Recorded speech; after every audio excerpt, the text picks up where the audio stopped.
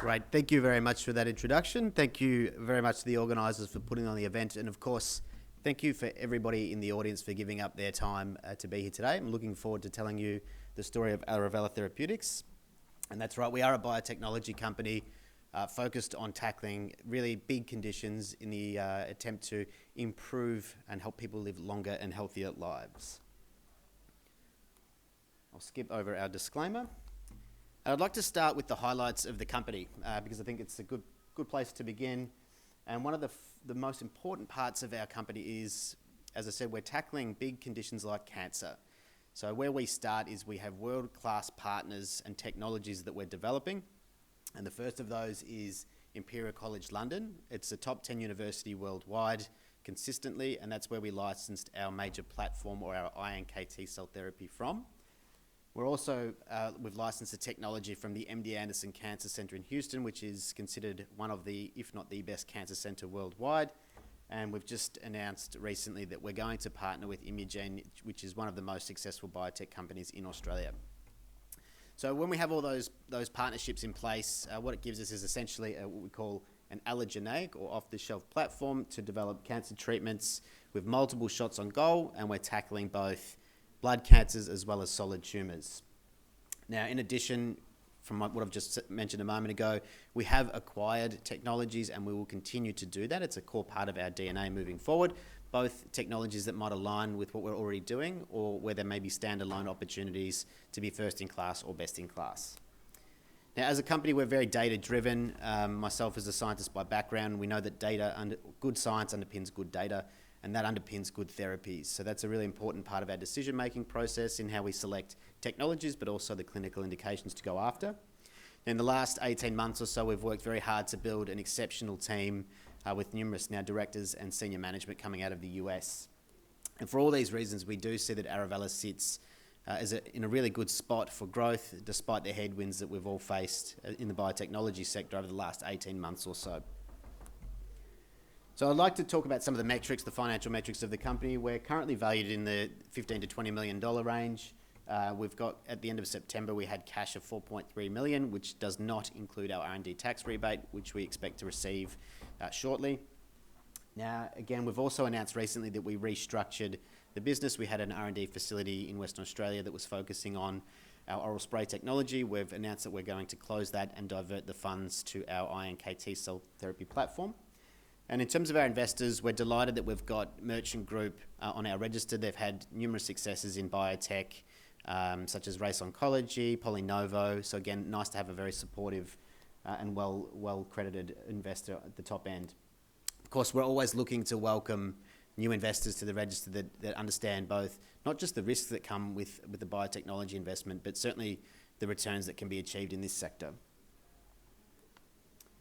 And as I mentioned a moment ago, in a word, what we focus on is cancer. And I think looking around the room, I'm confident that everybody in this room has been touched by this disease in some way, shape or form.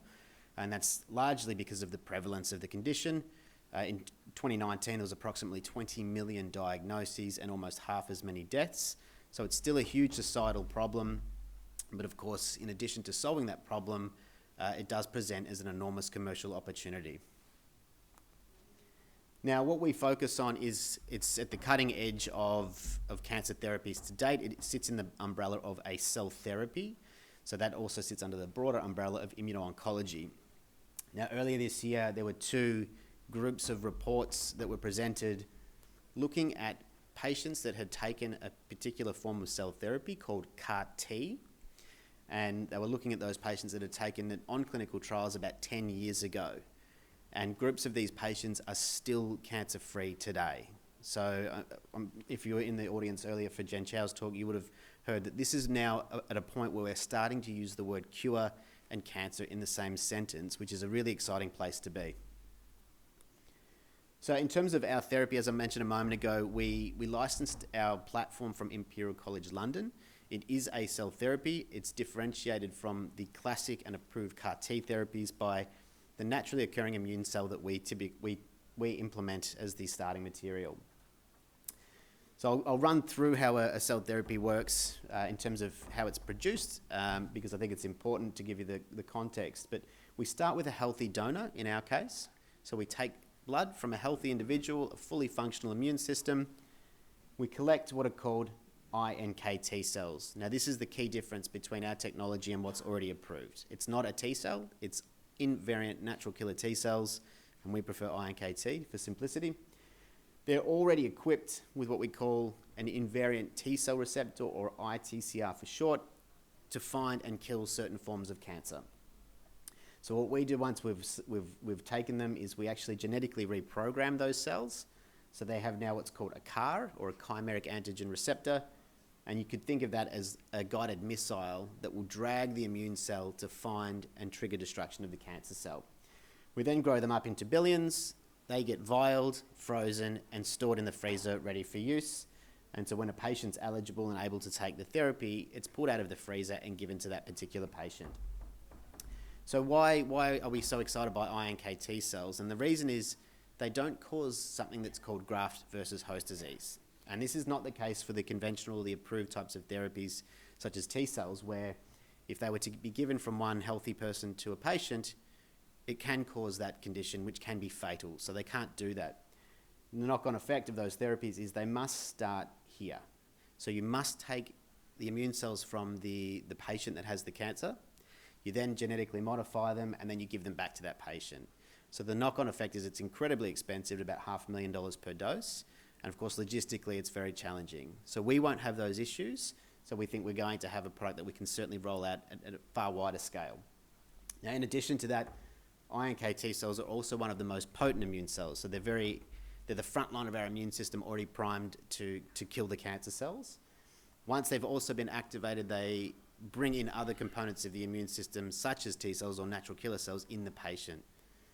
And what we've got is data that supports, for particular tumours that produce something called CD1D, the therapy actually works better than conventional T cells. So if we had to look at it as a cartoon, this is how it would work. We'd have the iNKT cell, which already has the naturally occurring iTCR to find cancer. We genetically reprogram them so they have the CAR, which is like the missile to find and kill the cancer. Now, when we give that to the patient, we have the CD1R, CD1D finding CD1D on the cancer, and the CAR finding whatever we tell it to on that particular form of cancer, and then we get the release of components that burst the cancer cells. And as I said, we also have the recruitment of other immune cell components. So in terms of our pipeline, we now have 3 major arms that we're developing. The first is called ALA-101. So it's in the preclinical stages where we're working through the manufacturing process so we can take that into phase 1 clinical trials. That will be used to treat a form of blood cancer that produces CD19. And we're going to be using the same product, and we're delighted that we've announced recently a partnership with Imugene, and we're going to be using our combined platforms, which enables us to target solid tumours. So that one also is in the preclinical stages. Now, I won't talk about this today, but please come past our stand to talk more about it. It's the technology we licensed from MD Anderson Cancer Centre, and it's going to be used to initially treat multiple myeloma, which is another form of blood cancer, but we do expect that there's promise for a range of solid tumours as well. So in terms of the lead product, I just want to give you a snapshot of the data and why we're so excited by why we think this has got a great chance of being a really effective off-the-shelf therapy for the treatment of certain forms of blood cancer. So looking at these animal models here, what we've got on the top 2 rows, it's day 0. So we've just given the animals cancer. Anywhere you can see the colour, the blue, red, green or yellow, that's actually tumour cells inside of the animal. And then on the bottom 2 rows, we're actually looking at 3 days after treatment with the particular range of therapies. So in the first 4 rows, we've actually got what we call controls, so salt water and non-engineered immune cells. And in the 4th, it's the closest comparator to the approved product, so the CAR-T therapy, also targeting CD19. Now, in all cases, I think it's quite clear. You see there's a lot of colour, a lot of tumour is still remaining in those animals. When we look at our therapy in the last column, the CAR-19 iNKT cells, it's very clear after 3 days, the tumour cells are eradicated. So it tells us one thing very clearly, it's very fast acting, which is great, but we also need to know that it's going to promote longer term survival because that is the goal for us in this situation. So what we look at here is it's called a survival curve. The vertical axis is how many animals are actually alive, and if you've got 100%, the line will stay at the top, and 0%, all the animals will have died. And then on the horizontal axis, we're actually looking at how many days we've gone out to, and it's 90 days for this experiment. So in all cases for the control animals, between 40 to 60 days, the animals have died. For the closest comparator to the conventional, the T cells, we see about 60% of the animals are alive after 90 days. So again, it's quite beneficial. But what we see for our therapy is it's 90 to 95 of the animals are still alive at that time point. So again, it's showing us very fast acting and great survival rates. Now, this was something also that came out of these studies. These were 4 animals treated with our therapy. Each box represents a different animal. And between 20 to 30 days, even though these animals were initially cured, the cancer returned and it came back into the brain. And so the natural thought here was, okay, the animals they'll die, and that's fine, and that becomes part of the analysis. But in all cases, the cancer actually spontaneously resolved a second time. So we're quite excited by that because it tells us that the cells are around, they're able to stay active to kill the cancer, they can cross into the brain, and potentially they could have impacts against solid tumours. So now I'm going to switch gears a little bit and just talk about the Imugene partnership. As I said, it's very exciting, I think, for both companies. Imugene certainly is a very a well-known and a great success story across the Australian biotech sector, and certainly delighted to have partnered with them to perform some strategic collaborative research.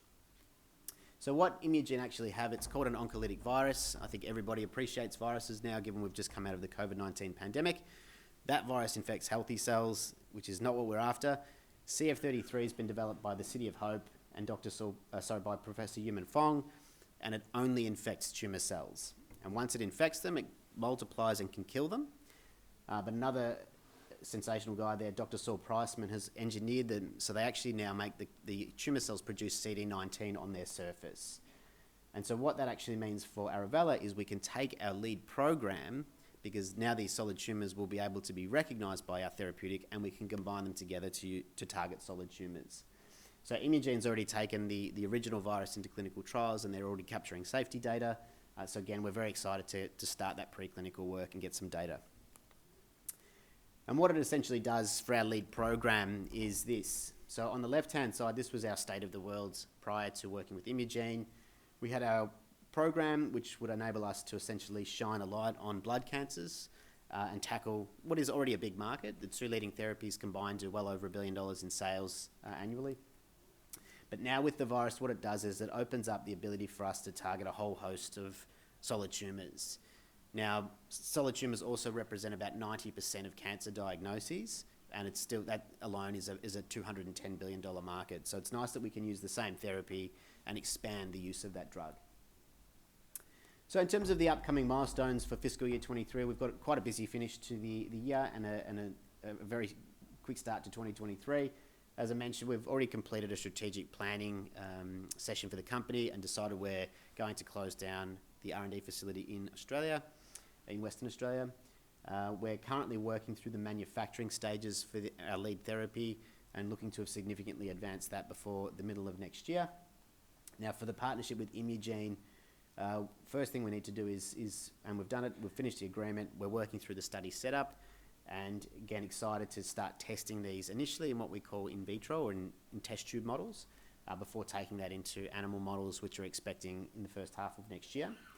And for our technology, which I didn't talk too much about today, but the one for the treatment of multiple myeloma, we're working through validation studies, which we're expecting to have data for quite soon. And we'll also be looking at in vitro and in vivo models in parallel, so we're capturing the data for that therapy as we move. And once we've got that therapy, we'll then define the optimal, what we call the CAR structure, or the ultimate missile structure, to take that into formal development studies. And as I mentioned, we'll continue to look for other technologies that we think are of great fit already or standalone in the company. And so with that, I'd just like to summarise, as I mentioned earlier, we've got great partners. We've really got first-class pedigree for the technologies that we've licensed into the company, which gives us now multiple shots on goal across multiple cancer types. We won't stop looking for new technologies using our data-driven approaches. And again, we're very happy with the team that we've assembled, and we'll continue to build that out. But as I said, for all these reasons, we do expect that Arovella is poised for growth and looking forward to a really strong 2023. But again, thanks to the organisers, and thank you very much for your attention. Appreciate it. Thank you, Michael.